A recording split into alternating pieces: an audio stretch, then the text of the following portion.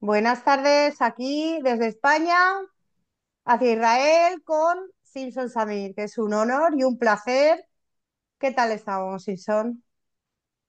Muy bien, aquí el clima está medio raro. Un día hace casi 40 grados, al día siguiente baja 25, pero me imagino que eso pasa en todo el mundo. Sí, más o menos una A, cosa así. a 40 grados aquí no llegamos aún, gracias a Dios, pero sí. Bueno, Sí. Ayer sí, en el sur llegó a 46 grados. uf, Eh, uf, desierto, desierto, ¿eh? Clima desierto, madre En el mía. sur sí, al sur sí. Es más, es la zona más desértica. Sí, Bueno, bueno, pues nada, vamos a empezar hoy, día de conmemoración de la SOA, del recuerdo del Holocausto y tenemos que decir eso, que nunca debemos olvidar lo que pasó, siempre tenemos que o sea, honrar a todos los fallecidos, los 6 millones que fallecieron, que no tuvieron la oportunidad de tener hijos, de vivir, de disfrutar y de transmitirnos toda esa sabiduría que podía haber en esos 6 millones y a sus descendientes que nunca nacieron. Bueno, pues un honor. ¿Quieres hablar? bueno, ante todo, muchos saludos para ti y también para los espectadores. Estamos en el Día del Holocausto, un día especial este año. Una, porque se cumplen 80 años de la terminación de la guerra, de la Segunda Guerra Mundial. Ujú, Otra, porque de alguna forma quedó insinuado en lo que tú dijiste. El número de sobrevivientes va bajando en forma natural, ya quedan alrededor de unos 200.000 en el mundo y van a pasar 10 años más y vamos a estar recontando los últimos, digamos así, que queden. Gente que nació, digamos así, en la época del Holocausto y que le queda unos años de vida, pero aquellos que ya eran mayores por aquel entonces, no, por supuesto, no están con nosotros. Ahora, lo que yo quería destacar en el encuentro de hoy es algo que a veces a lo mejor no queda suficientemente claro, y es la enorme relación que existe entre el pueblo judío en la diáspora y el pueblo judío en Israel. Una relación que, una, por la identidad común de los dos lados, pero por el otro lado, por el hecho de que en el mundo la relación es así. Tú puedes ver estos 2 últimos años como hay un gran crecimiento del antisemitismo en el mundo, y ese antisemitismo está relacionado de una u otra forma con lo que sucede aquí en Israel, entre Israel y los palestinos. eh, Algo que crece por el hecho de que los árabes y entre ellos los palestinos, cada vez están más dispersos por el mundo. Entonces hay más lugares en los cuales puede haber acontecimientos antisemitas. Ahora, los que sufren principalmente esos acontecimientos antisemitas son los judíos que viven fuera de Israel.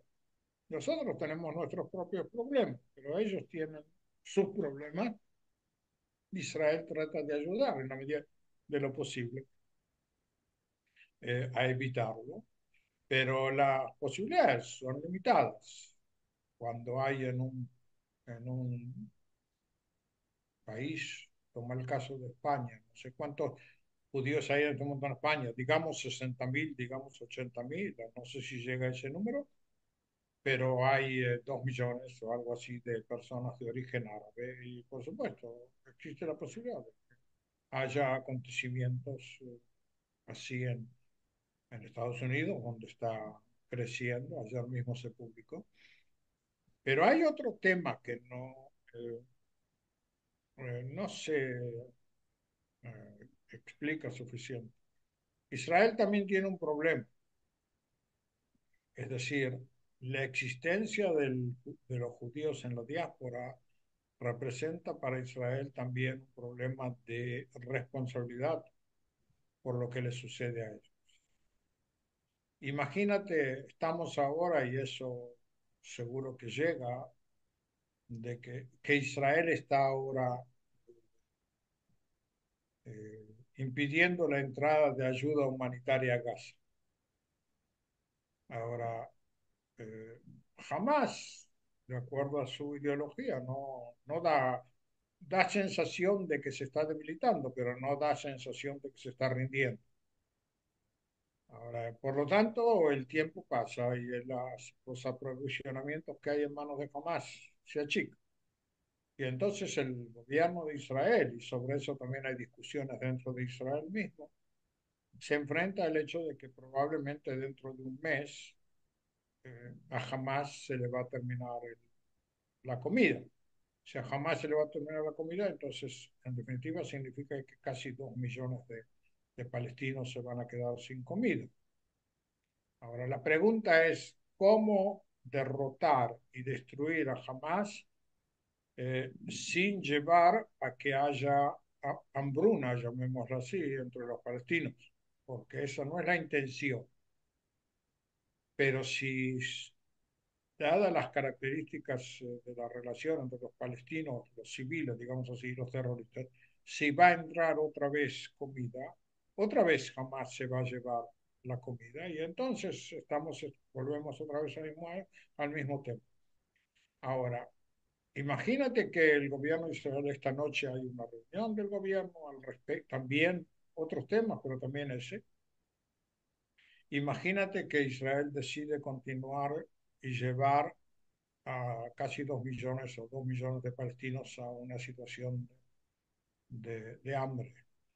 Eh, Existe, por supuesto, la posibilidad de que en el mundo haya ataques antisemitas contra judíos. Es decir, nosotros no tenemos 59 rehenes en Gaza, pero en algún lado tenemos millones de judíos como rehenes en el mundo, rehenes potenciales, que alguien los puede atacar eh, diciendo que si Israel ataca a los palestinos en Gaza y está dispuesto a matarlos de hambre, entonces ellos están dispuestos a matar a los judíos. En ese sentido, la situación es muy, muy embromada y el gobierno de Israel tiene que tenerlo también en cuenta en el momento de decidir y de actuar. Yo supongo que lo que va a suceder en ese tema lo hablaremos en otras veces, en las próximas veces. Hoy no se puede hablar porque todavía no hay una decisión final. Si en el momento que haya una decisión final va a haber que atenerse. Pero quisiera, después que hablamos un poco del holocausto, otro punto relacionado con el holocausto. eh, Por supuesto que de una u otra manera es posible relacionar entre lo que ocurrió en el Holocausto y el nacimiento del Estado de Israel. No solamente, pero sí también sobre con el nacimiento del Estado de Israel, el mundo occidental, no el mundo árabe que tenía sus objeciones, el mundo occidental tenía de alguna manera que limpiarse la cara, sí, después de lo que sucedió con los judíos, y de alguna otra manera eso ayudó a despertar la sensación de que había que solucionar el tema y el único lugar donde se podía solucionar el tema era Israel, porque Israel es el único lugar donde se puede hacer una institución judía denominada país. Eso a nivel del holocausto. Pero quisiera, con tu permiso, para no pasar Sí, todo el tiempo, tienes tiempo, pasar tienes más tiempo. pasar un poco a un tema que muchas veces eh, no se llega a tocar suficiente, a mi parecer. Eh, una vez se habla de lo que Israel hace en Gaza y otra vez se habla de lo que Israel hace en el Líbano y una vez se habla de lo que Israel hace en el Yemen y otra vez en Irán y otra vez en Siria, pero no se ve la, la foto, digamos así, con todos los componentes de la. Israel sufrió en el 23, en octubre del 23, sufrió un ataque que no es solamente un ataque de una institución tal o cual o de otro país a Israel, como sucedió con Egipto en el 73, sino fue un ataque de características alevosas, etc. La alevosía de la situación, del hecho tiene que ver con otro tema que es anterior al 7 de octubre, y es el hecho de que los árabes tienen en general dos formas de ver a Israel. Por un lado, el enemigo, y por el otro lado, eh, una sensación de que no es posible vencer a Israel, que no es posible vencer a Israel. Ahora, dado que en Israel en los últimos años, 4 o 5 años, había discusiones muy grandes dentro de Israel sobre qué tipo de sociedad nosotros queremos, si una sociedad más globalista, una sociedad más judía, y había manifestaciones, incluso manifestaciones grandes, en contra del gobierno constituido y elegido. Eh, los árabes entendieron de que la sociedad israelí estaba dividida, separada y en consecuencia débil. Y si estaba débil, entonces había la posibilidad de atacarlo. Y esa es una de los motivos que llevaron al, a lo del 7 de octubre. Es decir, la idea estaba de que una sociedad débil no iba a poder recuperarse de algo hecho con la alevosía con que fue hecho lo del 7 de octubre. Ahora, Israel, el 8 de octubre, ya tuvo que actuar en forma tal que pudiera eh, recuperar su defensa ante el posible ataque de otros países o de otros movimientos.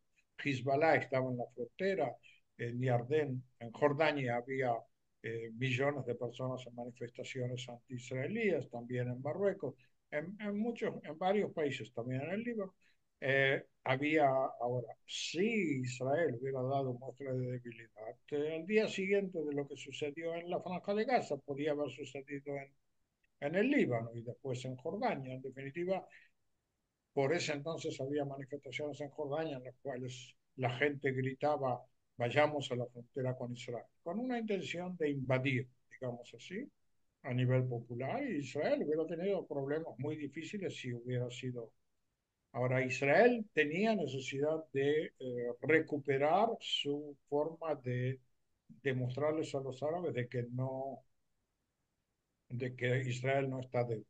Afortunadamente, el pueblo de Israel respondió como debía responder, es decir, se unificó, no perdió las discusiones internas, todavía existen, pero sí se unificó para defender al país.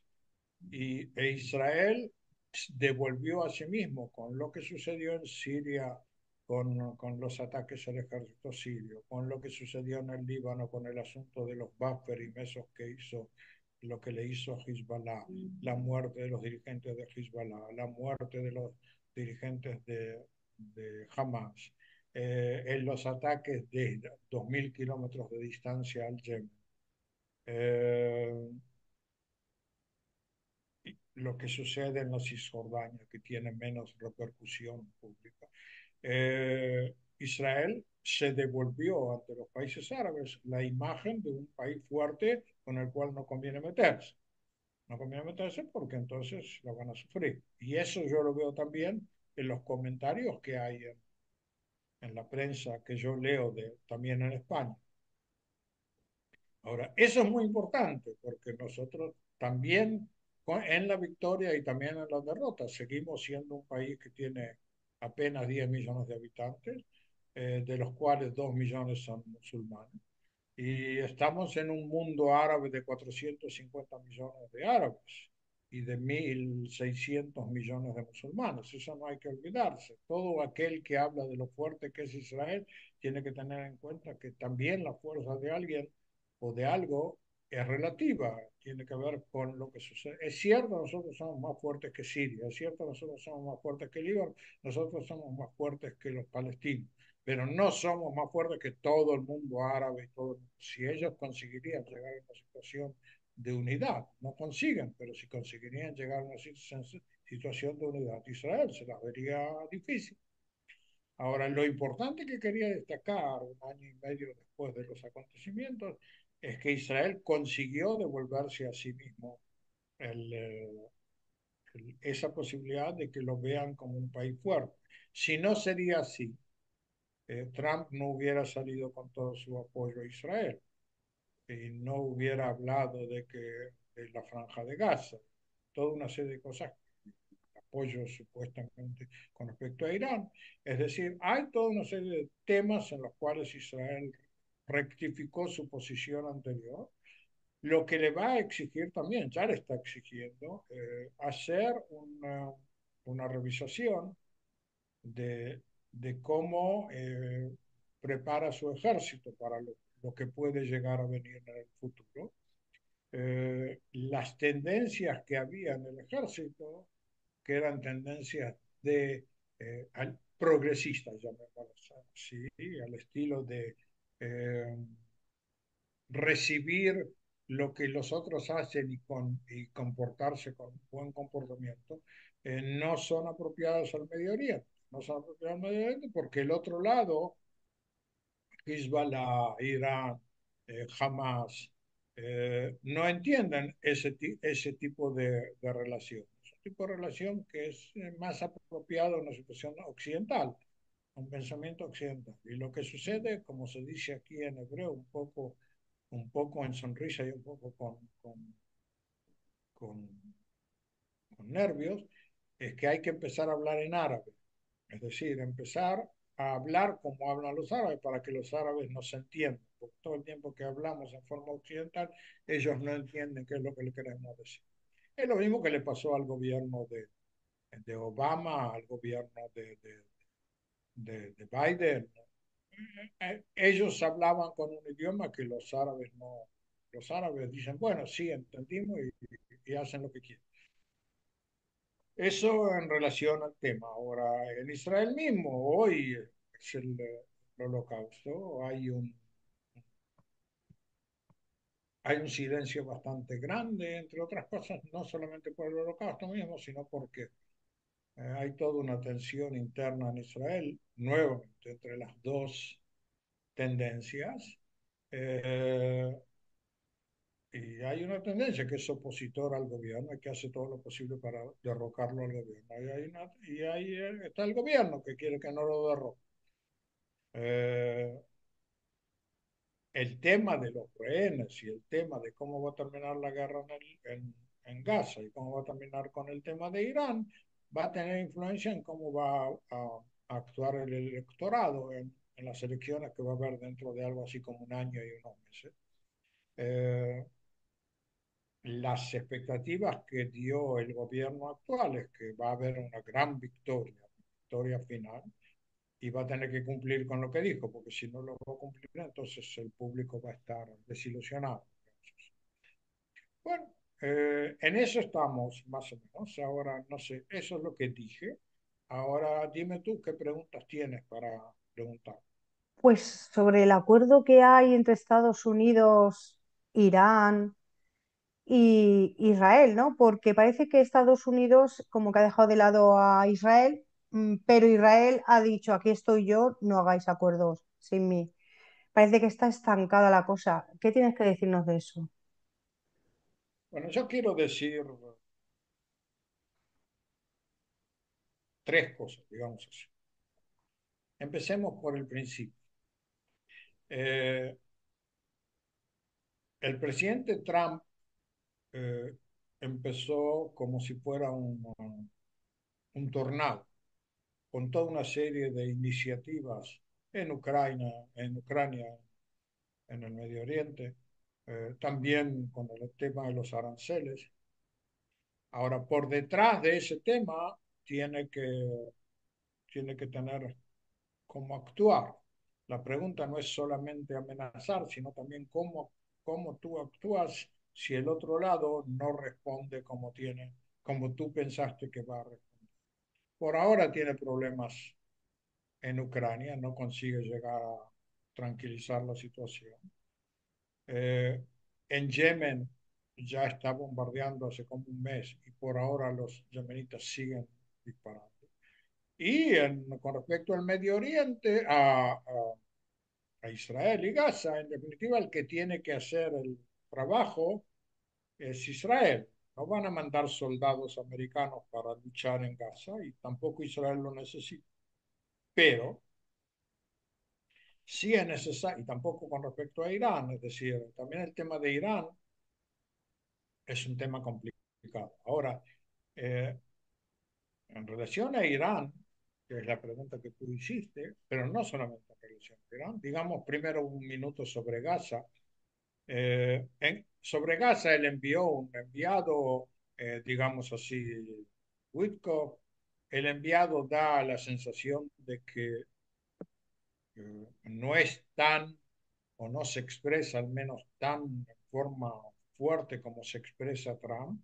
A lo mejor es porque hay una política de uno hace de bueno y uno hace de malo, digamos así. Puede ser a nivel político una forma de actuar, una estrategia, pero puede ser que no, que en definitiva la política de Trump es amenazar en grande y cerrar en chico, digamos así. Eh, y probablemente eso puede llegar a suceder también con el tema iraní, que es el que tú te relacionas en este momento. ¿Por qué? Porque con respecto al tema iraní, otra vez, no mandó a otro enviado, sino al mismo. Ahora, Israel tiene un poco problema con el hecho de que el mismo enviado trabaja sobre Irán y trabaja sobre Yemen y trabaja sobre Hamas y trabaja sobre Ucrania. Porque evidentemente, por más buena persona que sea el enviado, no se puede llegar a tratar todos los detalles cuando tú tienes tantos temas sobre la cabeza. Podría haber mandado, pero digamos, sobre el tema de Irán, volviendo ahora sobre el tema de Irán, eh, hubo dos conversaciones y ahora va a haber una conversación este sábado. Eh, pero no es nada seguro que la intención, no es seguro para este lado, no es seguro para el otro lado, que la intención de Trump sea realmente llegar a un acuerdo con él. Es decir, también si él es el presidente todopoderoso de Estados Unidos, él no puede presentarse ante su público sin haber intentado antes hacer un tipo de acuerdo, porque él también tiene su electorado y su público y también quienes se oponen. Hay gente en Estados Unidos, incluso en la administración Trump, que se oponen a una intervención militar en Irán. Al tipo de pregunta, ¿y qué tenemos nosotros que hacer con Irán? ¿No? Que los judíos tienen un problema en Israel, o los sauditas, pero ¿por qué nosotros tenemos que meternos en ese tema? Eh, ahora, nadie sabe, no sé si él lo sabe, si Trump mismo sabe a dónde quiere llegar, pero digamos que él sabe a dónde quiere llegar, a mi parecer, como Simpson también, él no podía haber tratado de llegar a un acuerdo o digamos, en forma distinta, de llegar a un ataque a Irán sin haber intentado, por lo menos públicamente, hacer una especie de acuerdo. Lo que pasa es que lo mínimo que gente que yo escuché que pertenece al Partido Republicano, judíos que pertenece al Partido Republicano de los Estados Unidos, dicen que lo máximo eh, que Trump, que Estados Unidos puede renunciar en las relaciones con Irán es menos que lo mínimo que Irán necesita. Irán necesita que le descongelen todo el dinero que tiene embargado en el mundo. Necesita que le permitan sacar petróleo, fundamentalmente a China. Necesita que no le ataquen el proyecto atómico, a pesar de que, por supuesto, Irán no tiene ninguna posibilidad de explicar en forma lógica al mundo, a quien quiera enterarse, por qué un país que tiene tanto petróleo necesita hacer justamente una planta nuclear porque tiene petróleo como para tirar al techo, digamos así, no hay ninguna necesidad, salvo por el hecho de los intentos imperialistas, llamémoslo así, de Irán en el Golfo Pérsico con respecto a Israel. Ahora, este sábado va a haber una reunión, como dije, hay que tener en cuenta que todo el tiempo que no hay solución, Irán continúa dándole la vuelta a la maquinita y acelerando el enriquecimiento del uranio. Es decir, si las conversaciones de estas van a continuar 5 meses, un día va a venir Irán y va a decir, oh, ya llegamos a tener la bomba atómica. Sí, Israel, como Israel, eh, tiendo a suponer, tiendo a entender, eh, inspecciona con su gente, con sus satélites, con todo lo que sea, qué adelantos tiene Irán. Y en ese sentido, si Estados Unidos va a llegar a un acuerdo que no va a satisfacer a Israel, a pesar de todo el respeto para el presidente Trump, Israel va a atacar. A lo mejor no va a tener el mismo efecto efectivo que podría tener si atacan los Estados Unidos, pero por lo menos va a postergar por varios años el, el, el proyecto, el proyecto atómico. Ahora, lo que dice Israel es también una frase para que la escuche Trump. Es decir, no se te ocurra hacer cosas a espaldas de Israel porque nosotros no nos vamos a sentir obligados a hacer lo que tú quieras. Tus intereses como presidente o como Estados Unidos son tus intereses, nuestros intereses son nuestros. En definitiva, desde el punto de vista de Israel, tiene que ser o destruidas las instalaciones atómicas o desarmadas, como hicieron con Libia en el 2003. ¿Por qué? Porque todas esas conversaciones o noticias que hablan de dejar el enriquecimiento a un 3,67%. Esto es una gran mentira. La misma centrifuga que lleva al uranio a 3,67% puede llevar al mismo uranio al 90%. Hay que trabajar más, no demasiado más, dicho sea de paso, así dicen los expertos, pero es la misma centrifuga, es decir, o hay centrifuga y esta puede enriquecer uranio, o no hay centrifuga y entonces no hay nadie que enriquezca.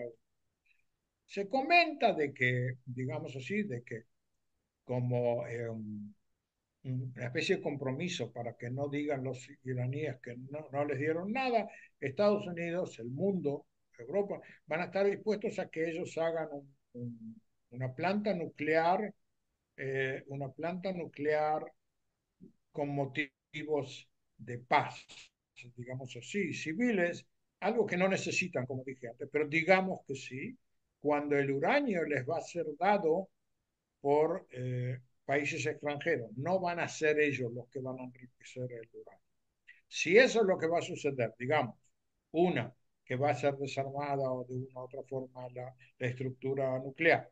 Dos, que ellos no van a tener uranio, ellos van a devolver todo el uranio que tienen. Tres, que les van a devolver, a dar uranio para motivos civiles, digamos así, medido y pesado y limitado a lo que se necesita para hacer funcionar la planta nuclear.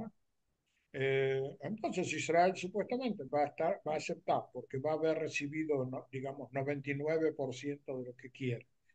Pero hay que esperar a ver qué es lo que sucede. Por ahora, yo no me relaciono demasiado con seriedad a esas conversaciones, no porque no sean serias, a lo mejor son serias, sino porque eh, no, como dije antes, es prácticamente bastante nula la posibilidad de que Irán esté dispuesto a permitir que les desarmen el aparato nuclear.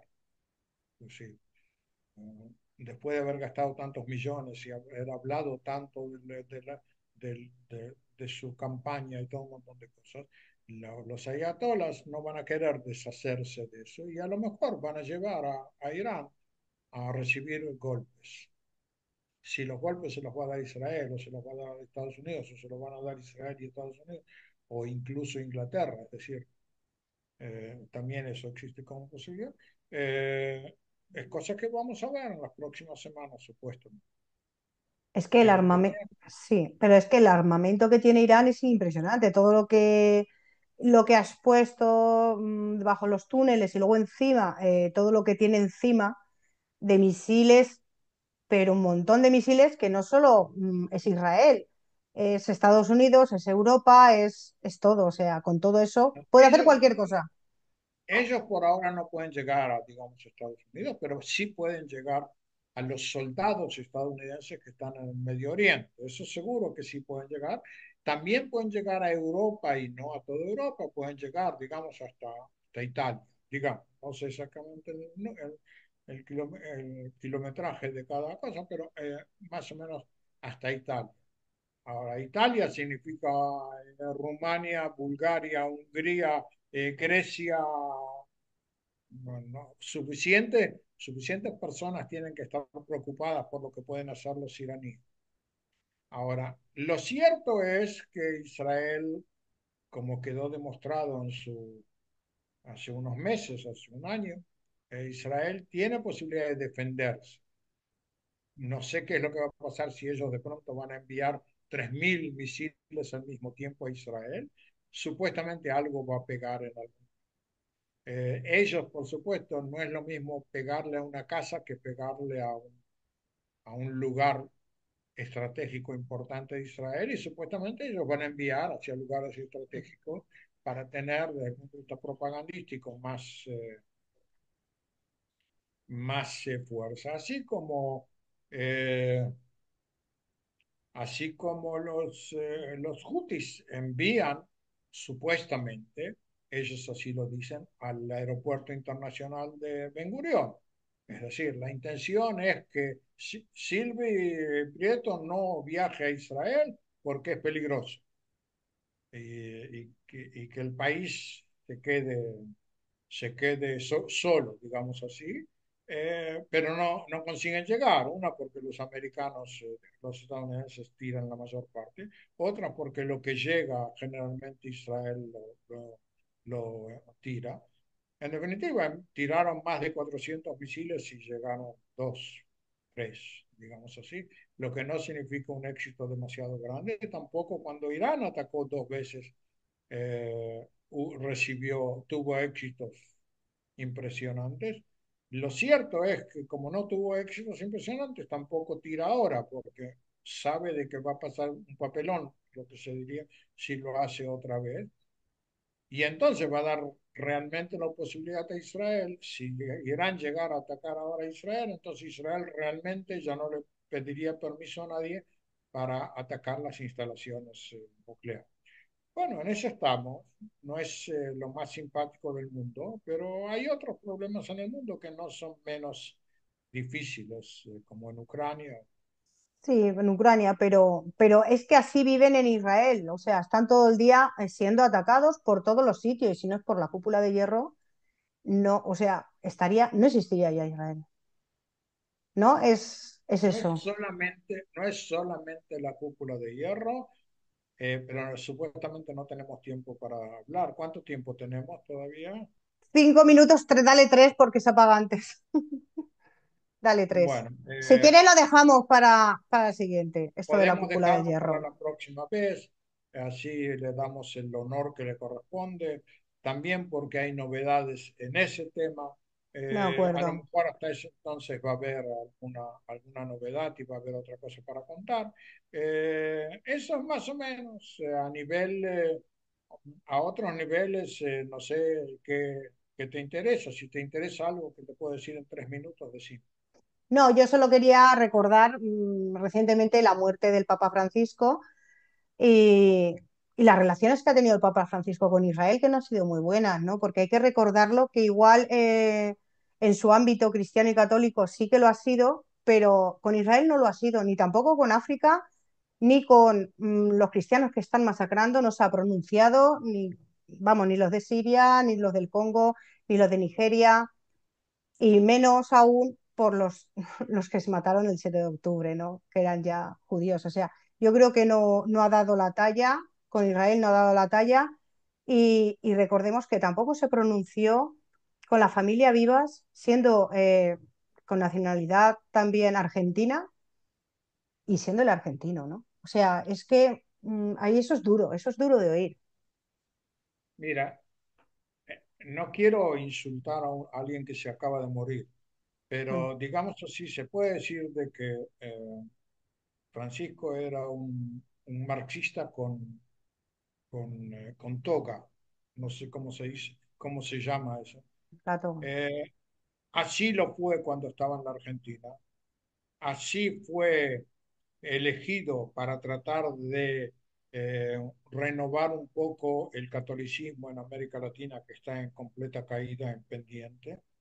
Asimismo, se habla ahora de que a lo mejor va a subir un africano para despertar un poco a los cristianos, a los católicos en África. Yo pienso que de tanta política el Vaticano no la pega, como se llama. Con respecto al tema de los judíos, mire, dado que estamos en el día del Holocausto, a lo mejor me tomo el atrevimiento de recordar al mundo que Pío XII, el que fue el Papa durante la Segunda Guerra Mundial, tampoco se pronunció a favor de los judíos mientras los mataban. Es decir, la falta de amor de muchos cristianos o católicos, llamémoslo así, dado que se trata de, para con los judíos es conocida, tiene 2000 años, digamos así. Y no es solamente el patotero ahí en la calle que grita matar a los judíos. Por lo visto, también en esferas muy, muy, muy altas del catolicismo, esa sensación existe. Por supuesto, no se puede hablar a todos. Hubo Juan XXIII, que fue una persona muy... También, y también hubieron cristianos de a pie, muchos católicos cristianos que ayudaron a los judíos en el No Holocausto, quiero, pero no fue Pío XII. No fue Pío XII. no quiero generalizar, pero Vale, lo cierto es que es que Francisco no tuvo una forma, digamos así, demasiado amable para con los judíos o con Israel, llamémoslo así, durante la época mandato. de su papado. Y bueno, como le sucede generalmente a los que son enemigos de los judíos, al final terminan muriéndose. Pues nada, vamos a No, dejarlo aquí que se acaba. bueno, Muchos bueno, besos, es que no tenemos tiempo. Muchos besos y bueno, la semana que viene, recuérdame lo de la pula de hierro del Iron Man. ¿De de acuerdo? acuerdo. Pues nada, muchas Chao, gracias, Salom. Salom, a hasta Israel, luego. mucha fuerza y muchas bendiciones. Chao. Chao.